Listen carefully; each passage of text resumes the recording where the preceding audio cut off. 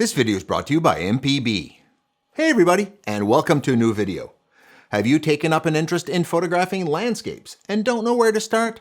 In this video, I'm going to give you the advice you need to start out in landscape photography. Gear, settings, composition, and when to get out to shoot. If you stay to the end, I'll give you a bonus tip on how to easily find compositions in the field. My name is Simon D'Entremont, and I'm a professional nature and wildlife photographer living in Eastern Canada. I make weekly videos giving you photo tips or taking you behind the scenes for nature photography. Subscribe if you want to see more.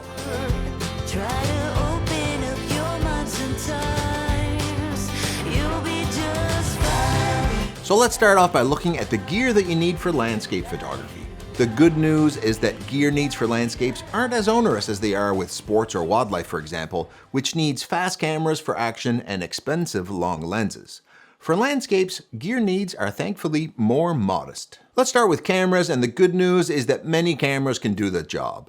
I do recommend a camera with interchangeable lenses so that you can put different lens choices on the same body for different situations. Cameras come with different sensor sizes like full frame, crop sensor, also called APS-C, and micro four thirds. While all of these can do the job, in landscape photography, the main difference is their ability to capture wide ranges in available light, called dynamic range, with larger sensors generally being the best performers. This means that larger sensored cameras can do a better job shooting into a bright sunrise or sunset, for example, or handling dark shadows or scenes like the Milky Way. The good news here, though, is that any camera and sensor size can be used for landscapes. But if you shoot with a smaller sensor, perhaps avoiding shooting right into the sun is a good idea. Note though that having a larger sensor comes at a cost, both financial and in weight. Larger sensored cameras like full frames are usually larger, heavier, and more expensive than smaller sensors like crop sensors. If you hike long distances for your photography, size should be one of your considerations. But for attributes like frames per second and ability to track fast action, those aren't primary attributes in landscape photography, so don't overly worry about these unless you want your camera to do double duty for shooting other genres like fast action. The next piece of gear to consider is lenses, just as important as the camera. Again here, the news is good, as lenses for landscape photography needn't be the most expensive ones, like fast prime lenses, that is, lenses with large apertures with fixed focal lengths, which often cost quite a bit. Lenses popular for landscapes are often zooms with short focal lengths, that is, they capture a wide field of view. Lenses like a 16 to 35 millimeter, a 24 to 70, or a 17 to 40. These wide-angle lenses allow you to capture a wide scene, often great for landscape photography, with those wide vistas where we often go. Some of these lenses can be bought in wide apertures like f2.8. The good news is that most landscape photography is done at f8 or f9, so faster apertures like f2.8, which cost more, are often not needed. More great news, and more on those settings later in the video. Note though that the fast f2.8 lens is indeed a benefit for Milky Way photography where light is low, like in these photos of mine. Don't forget that while landscape lenses are often wide angle, you can do great landscape photography with a long zoom lens like a 70 to 200 or a 100 to 400, isolating great scenes way off into the distance. I made a whole video on this with fellow YouTuber Thomas Heaton while in Svalbard, Norway earlier this year, which you can see here. Another great piece of gear in landscape photography is a tripod. This allows you to freeze camera movement and allows the shutter to be open longer, taking in more light and improving image quality with a lower ISO. You don't need to spend a ton of money on a tripod, but do yourself a favor and don't buy the cheapest available. Spend more than the $50 it costs to get a cheap department store model and get a decent one that will do the job and last. Buy nice or buy twice. The best head option for landscapes is usually a ball head. Many tripods will come with a ball head already on it. Getting one that rotates on its base is very handy for taking panoramas by allowing you to spin the camera horizontally while staying level. A necessary technique to take nice panoramas, as your software won't stitch photos together if they're not shot evenly level. When it comes to gear, buying new gear can often be a challenge. But one of the easiest ways to get into landscape photography is to buy your gear used. This is a good time to introduce the sponsor of this video, MPB, the world's largest global platform to buy, sell, and trade video and photo gear. They're not a marketplace, but rather they buy gear directly from you and inspect them before reselling them. I bought my first lens for landscape photography used, and it was a great place to start. I still have this lens to this day, the Canon 17-40L f4, which I took these shots with. When you start something new, you don't always want to jump in it with both feet financially. Dipping your toes in the water is a great way to begin a new adventure. All their gear goes through a 10-point inspection. The photos you see online are the actual products, and they have the condition listed. And they also come with a 6-month warranty. There is something for everyone, whether you're just starting out or you're already seasoned in the field, as the gear ranges from beginner to pro. If you already have some gear and would like to recycle some of it to get into a new genre, you can sell your gear to them and buy used to replace it. Selling and trading saves you money, hassle, and tricky negotiations. For high-quality landscape photography setup on a budget, you could buy a used Canon 6D Mark II full-frame camera for $750 US and a Canon 17-40L f4 for $300, the lens that I use, and with that you could take professional quality landscape shots. Leave $150 for a tripod, $75 for a circular polarizing filter, and $50 for a camera bag, and you're in business. Go to mpb.com using the link in the description below and start recycling your gear and join the club of landscape photography. They add over 2,000 products to their platform each week. There's a large selection of gear for every skill level. The next piece of gear, which is handy but not mandatory, are filters. And the only one I'd recommend for beginners is a circular polarizer. What this does is it cuts through reflected light, especially water and wet surfaces, revealing what's under the reflection.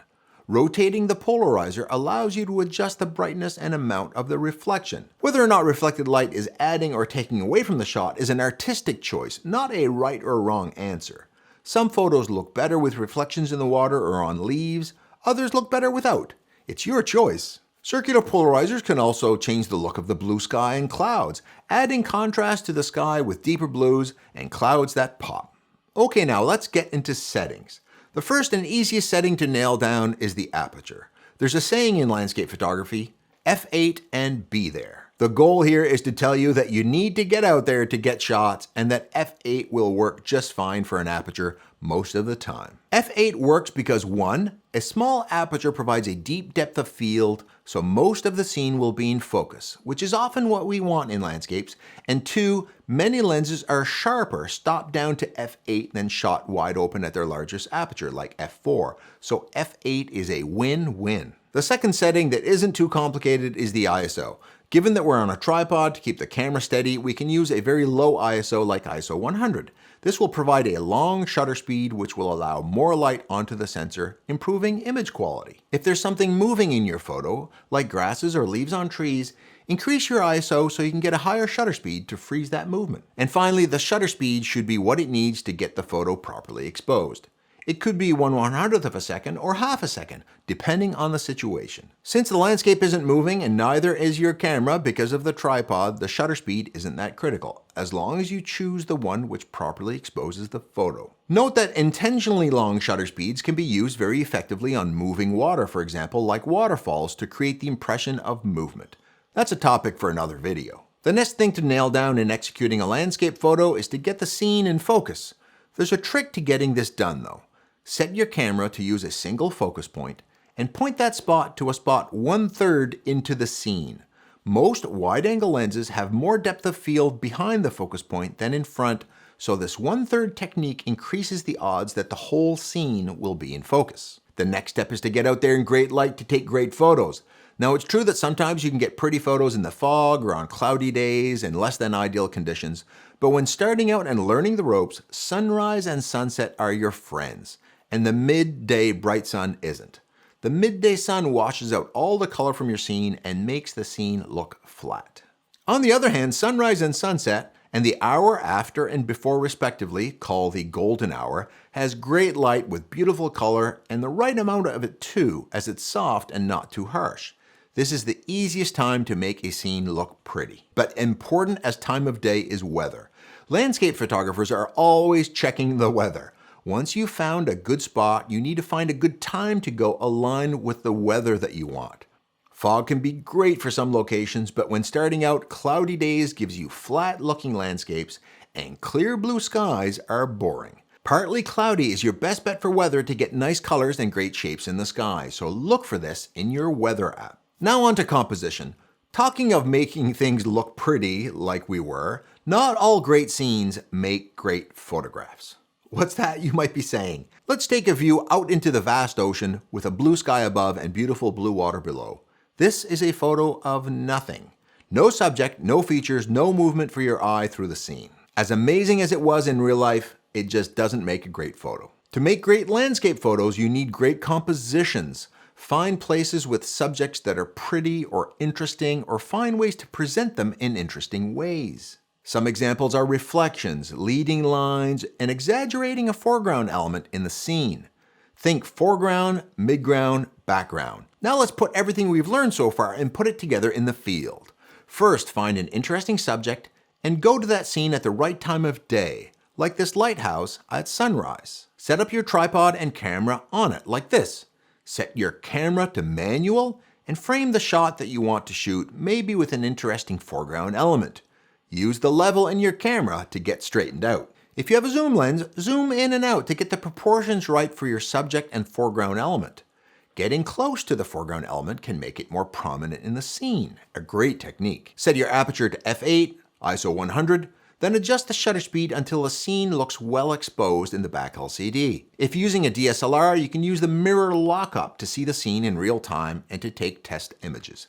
Check the histogram to make sure that you're not touching the right or left-hand sides of it, which would indicate clipping the whites or the blacks. Then move your focus point to the 1/3 point in the scene and focus using the shutter button half press or back button focus if that's what you use.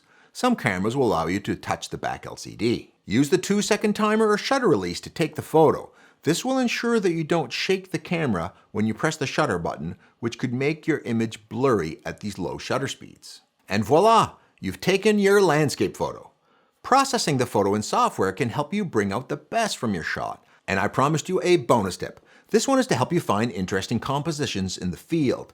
It's the photography equivalent of a film director doing this to find the shot. It's to walk around looking at your camera's back LCD to help you find compositions. This works because your camera's LCD is pre-visualizing and scoping out the size and field of view of different composition options. I find this technique very helpful in visualizing what a photo could look like and allowing me to explore compositions, as well as finding leading lines or structures that can look good in your scene. It also helps you pre-visualize horizontal versus vertical orientations. If a special type of landscape photography called nightscapes with the Milky Way interests you, I have a whole video on that which you can see right here. If you found this video deserving, give it a like and YouTube will show it to even more photographers wanting to get into landscape photography. Don't forget mpb.com to find used gear, and I hope that you can use this advice the next time you go out to get your own unique and amazing landscape photos. I know you can do it.